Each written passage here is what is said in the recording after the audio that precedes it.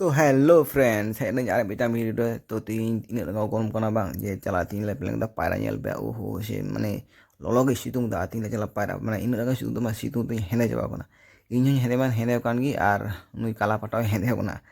बुझे जाबे तो ना इन लगा सितुंग दा तो तीन ले पेलंग दा जे पायरा ले चला गाडा रे तो जेहेतु ना पुकुर ये माने शहर कना तो नोंडे पुकुरी को बनुआ ताले चला गाडा ले पायरा आर इन लगा सितुंग कना बांग दूध गिन बेगे दा बुझे जाबे तो इन लगा सितुंग दा तो चलाले हानते कয়েকজন হেনা का बंधु बांधव जेतु गालिया को नुकु हेना नुकु मिसों ले चला और माने बैग को ले उदा बुझे तो आर नोंडे थोड़ा गान ले माने आड्डा मारे जांगा तले आर आपे पेमें दा हानते रे गाडा हेना आर गाडा ले चला पायरा नोंडे तो माने घुला गया दा बाले पायरा तो